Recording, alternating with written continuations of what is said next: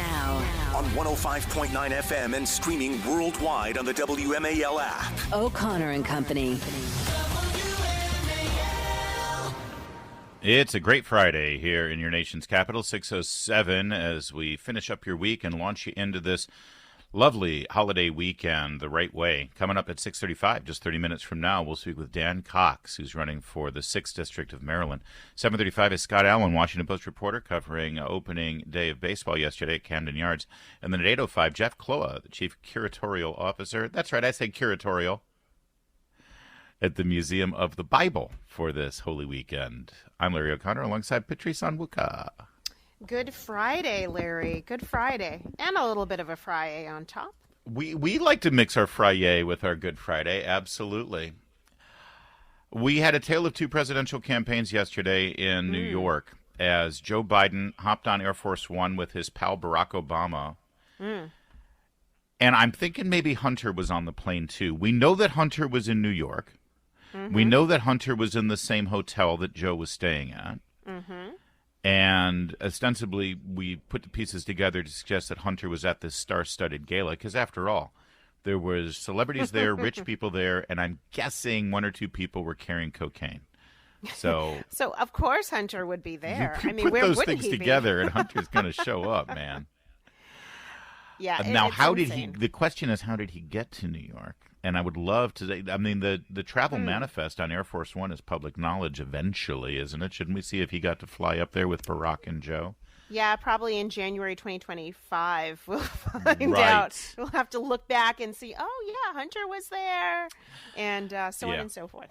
Bill Clinton joined them. He, of course, I'm guessing, was out there in their New York home, so he just hopped on his motorcade and got there to Radio City Music Hall. So the three presidents, one active president, two former presidents, were all in New York City, in Manhattan, at Radio City Music Hall for this fundraiser for Joe Biden. There was a fourth former president, president in the New York area. Sorry, third former president, fourth president in total, out in Long Island. That was Donald Trump. While the other three were hamming it up at a glitzy fundraiser in Manhattan with celebrities and multi-million-dollar funders. Can I just tell you how glitzy this thing was? I'm literally watching a video. Charlie Kirk shared it on his X.com account.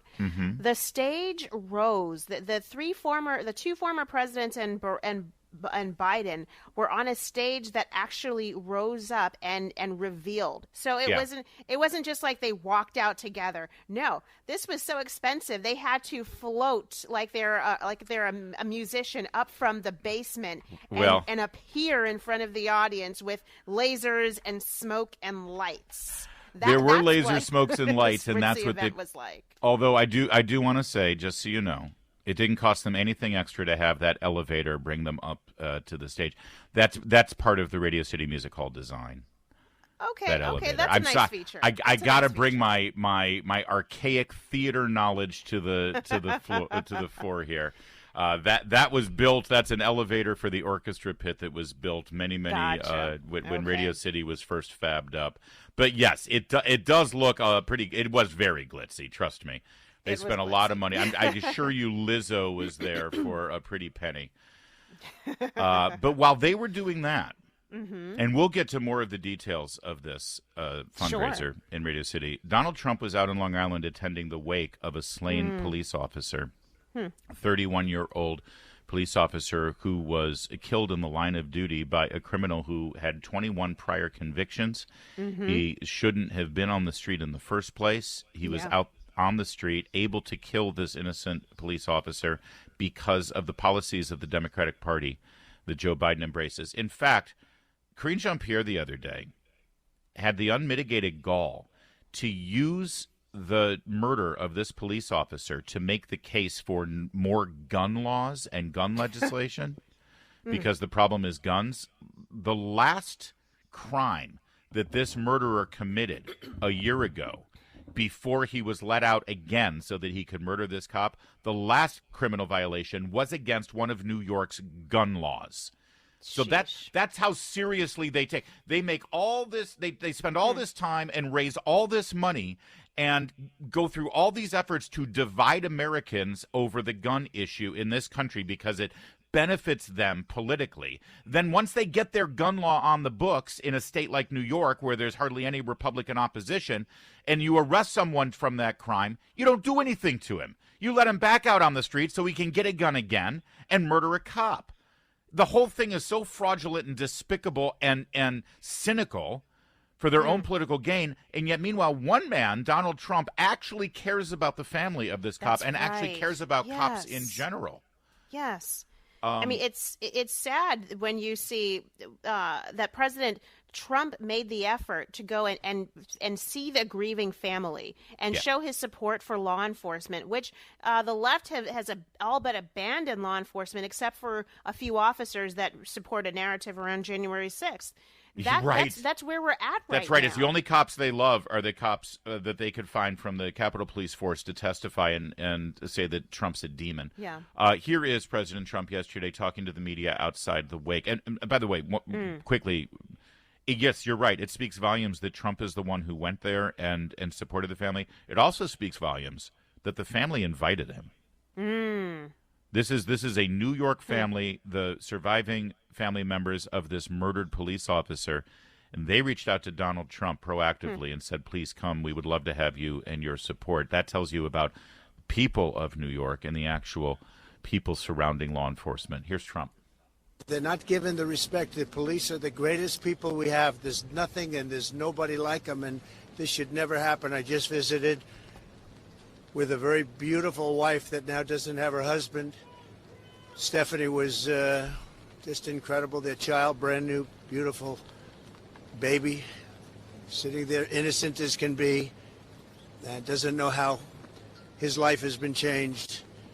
But the Diller family you'll never be the same. You can never be the same. And we have to stop it. We have to stop it. We have to get back to law and order. We have to do a lot of things differently because this is not working. This is happening too often.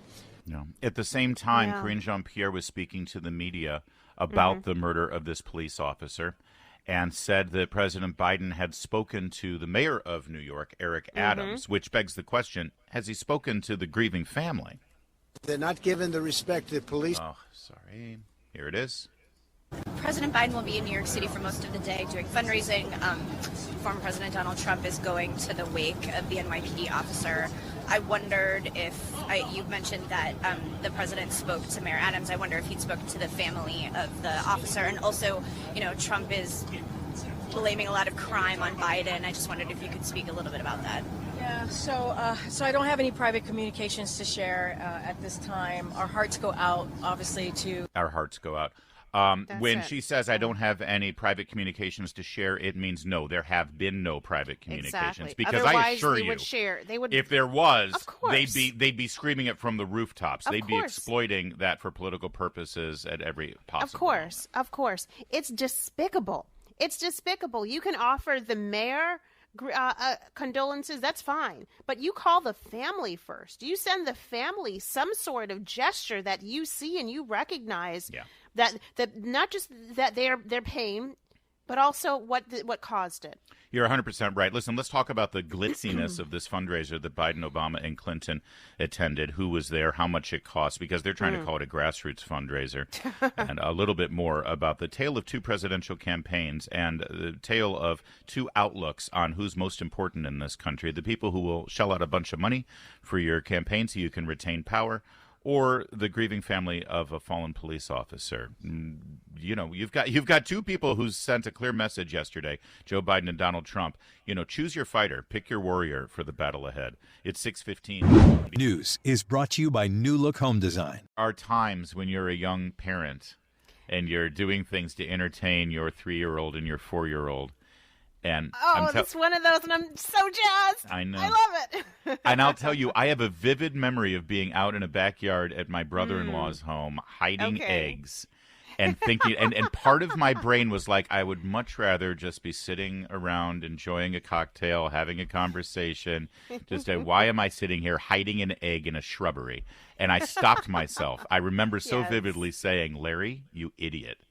Years from now, you're going to look back on this, and you're going to remember how great it was to have an Easter egg hunt with your little toddlers, and I'm right in that place right now because now my youngest is 17, and hey, you want to do an Easter egg hunt? He'd be like, Dad, come on, get over yourself, please. Give what me am a break. I, like 3? Well, I'm at the other end. You're speaking to me, Larry. Yes, I am. I already have the eggs ready. So and don't let your cynical husband be like, okay, honey, you do that. I'm going to go. No, get him involved. It's the greatest. We're both going to be hiding eggs. Yes. Perfect. All right, let's turn our sights back up to this remarkable day yesterday in the political equation, where it really does tell you everything. And I hope the Trump team is putting together an ad showing a side-by-side comparison, a split screen, if you will, of Joe Biden and his rich pals at Radio City Music Hall raising money not for any good cause, but for his own political power, and Donald Trump over at the wake of this slain officer. And by the way, one other aspect of this that I want to bring up before we get into the details of the fundraiser. Let's not overlook the fact that Karine Jean-Pierre yesterday, when asked about whether Biden had spoken to the family of the slain officer, and of course he hasn't, but it was acknowledged that he spoke on this issue particularly with the mayor of New York. Now, think this through for a minute. Why on earth would the President of the United States, hearing about the murder of a police officer in New York, pick up the phone and call the mayor? Yet a president talks to a mayor if there's anything the federal government can do to help in a situation, whether it's for funding for a problem, extra support from law enforcement. There is no need. There is only one reason. I was going to say there's no need for a president to call the mayor in this situation, and that's not true. There is one reason why a president would call the mayor, and that is for political purposes, so that the president and the mayor, both Democrats, both trying to defeat Republicans and Donald Trump, can get their stories straight.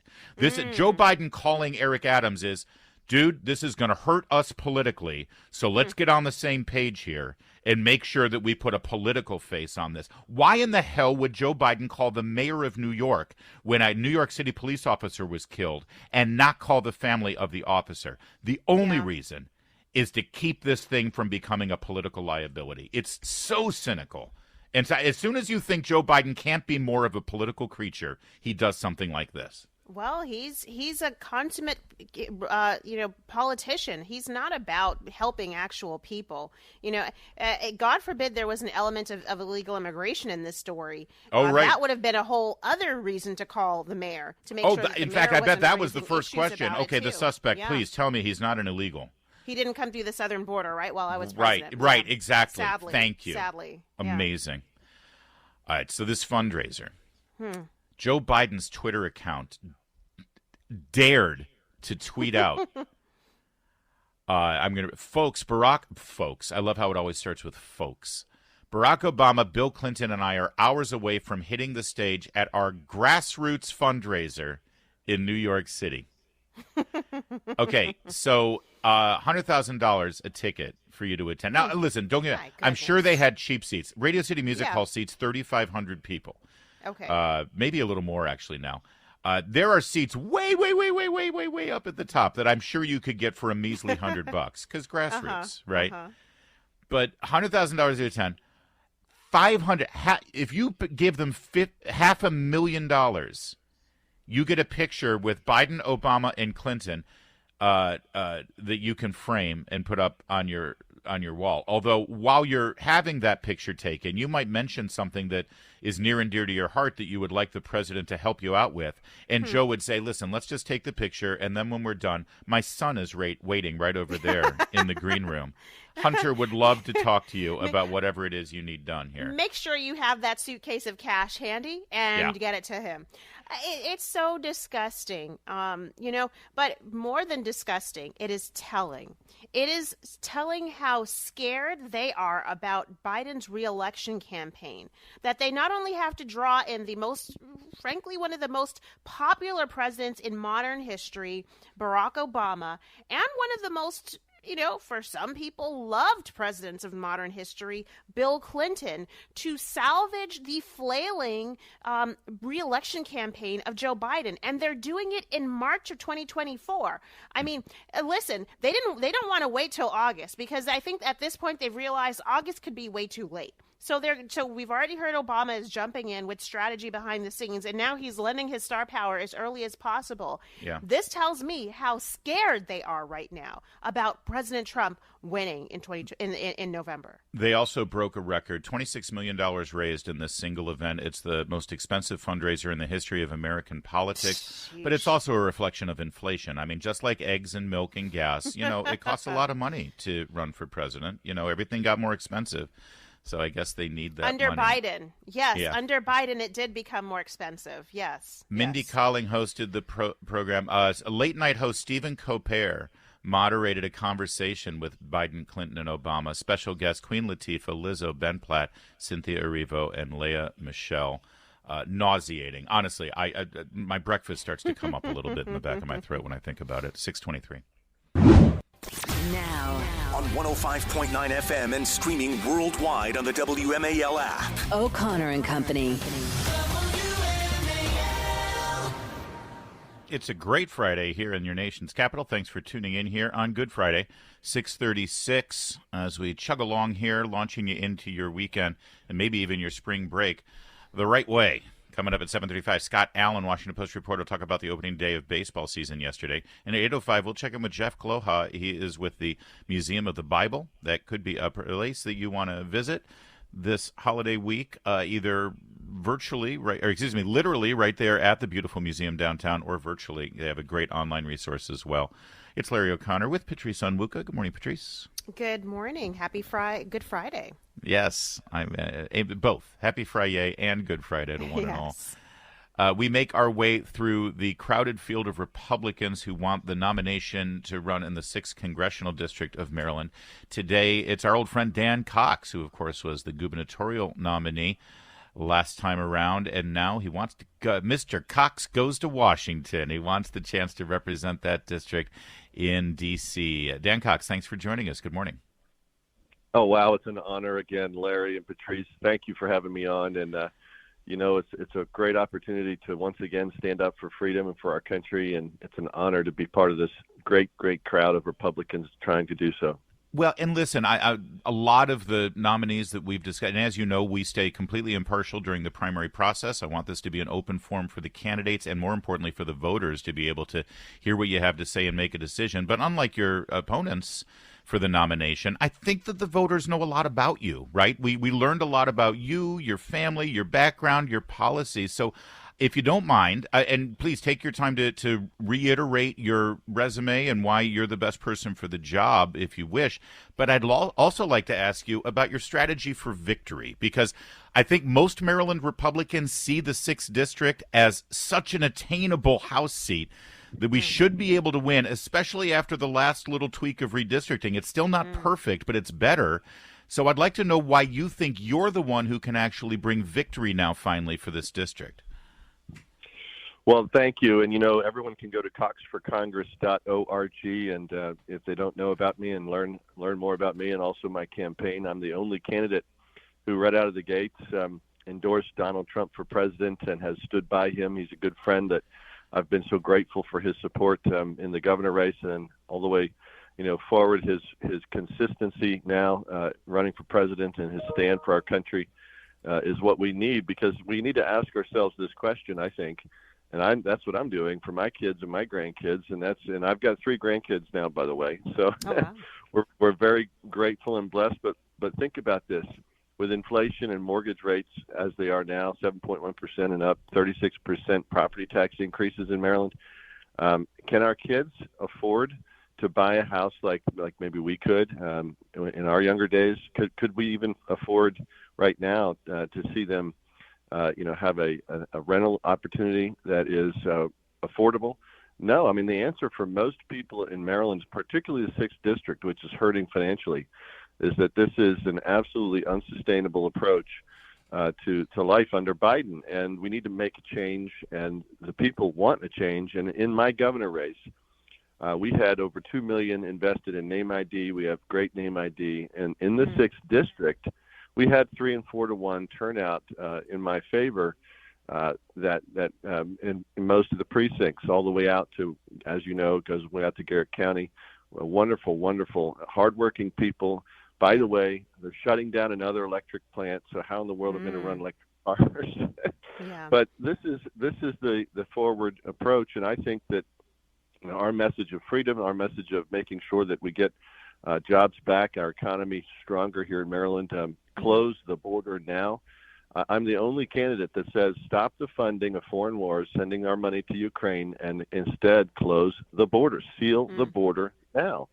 So, obviously we all have much agreement, but I think that with the name ID, and also, we have the ground game. We had a movement like never before. A lot of people don't realize this, Larry and Patrice, but we had the highest Republican unity vote for governor in the history of Maryland in our race. And so, I was very honored to have like twice the numbers of most of the contested primaries in the last 40 years, and that included over 52% at the end of the day. And that gave us a ground game in the 6th District that I think is going to push us over the top. Terrific. Well, I want to pick up on something you mentioned around not funding a lot of foreign wars, including additional funding for Ukraine. Right now, obviously, we've seen what happened with the Francis Scott Key Bridge collapsing because of the cargo ship hitting. President Biden has vowed that the state will receive whatever it needs to rebuild. And now we're seeing some Republicans around the country starting to push back and say, well, wait a minute, what does that mean? How much is it going to cost, and how are we going to pay for it? What's your view on the federal government stepping in Maryland here, but just generally stepping in whenever there are these types of not natural disasters necessarily, but where there's massive asks of Washington for federal spending, particularly given where our country's fiscal situation is right now?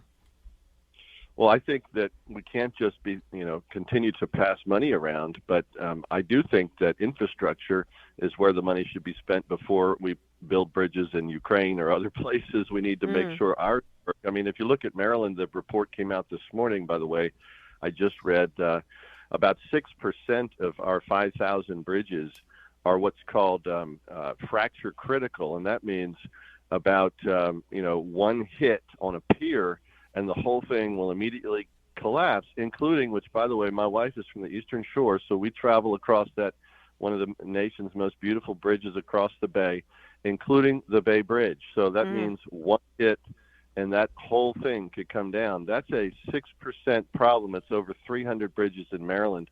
And across the nation, you're absolutely right, Patrice, it's a surprisingly high number. I don't have the exact number, but I heard it was upwards of 17,000 that could be needing to be immediately fixed. So in any case, we do know this. The spending is misguided under Biden. The spending in our state is completely misguided when they're shutting down electricity plants in order to claim that we have a green environment, but yet forcing us out of our gas vehicles by 2030. So this has got to change, and common sense leadership is what's needed, because if we have another Republican in Congress, we're going to balance that. We're going to be able to come to the table with a lot of negotiating power, and the people of Maryland are going to be better off for it. Real fast, Dan Cox, if you Google your name, Google decides to pull a Wikipedia description of you as a far-right politician. Oh, boy. Which, by the way, I'm pretty sure until about a minute and a half ago, that's how they described Mitt Romney. But do you think they need to cease and desist with it, or are you embracing that description as a far-right? That's a dog whistle, isn't it?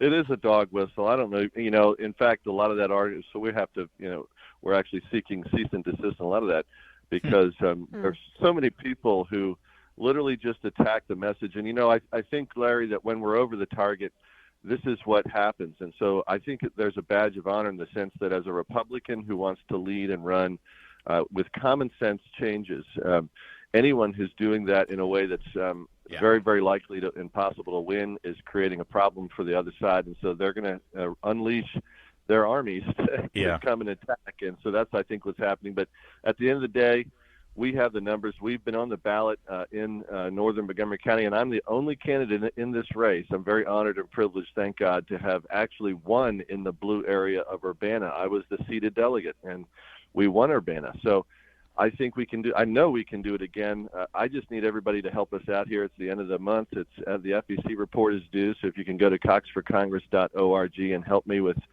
whatever support you can, I'd be so grateful. Yeah, good point. Today and tomorrow, big days for this last quarter fundraising. It's coxforcongress.org. That's Cox spelled C-O-X. Don't misspell it. You'll end up on a website that you don't want in your browser history. Dan Cox, always good to talk to you. Thanks for joining us. Thank you, Larry and Patrice. God bless you all. 6:45 WMAL traffic and weather. By the way, coming up at 7:05, we've added Hans von Spakovsky, election law expert, Patrice, to the rundown here because there was a decision out of Pennsylvania yesterday that's kind of important. This has to do with mail-in ballots and how mail-in ballots were handled in 2022 and 2020. And the Federal Appeals Court came up with quite a ruling here. Apparently now, starting now, as of this ruling, in Pennsylvania, the only mail-in ballots that are to be counted and included in the tally in an election are the mail-in ballots that have a date on them and have a signature on them. Wait, what? Is that not common sense? Should that not have been the procedure before? Oh, sweet dear Patrice Onwuka. Am I that naive? I think you are. Up until this moment, when a federal court has now determined that mail-in ballots only with a proper date and signature are to be counted, up until this point, if you made that same case, you are an election denier. And you are fraudulently claiming that the election was irregular in Pennsylvania. Hans von Spakovsky will talk to us about that coming up in just a moment.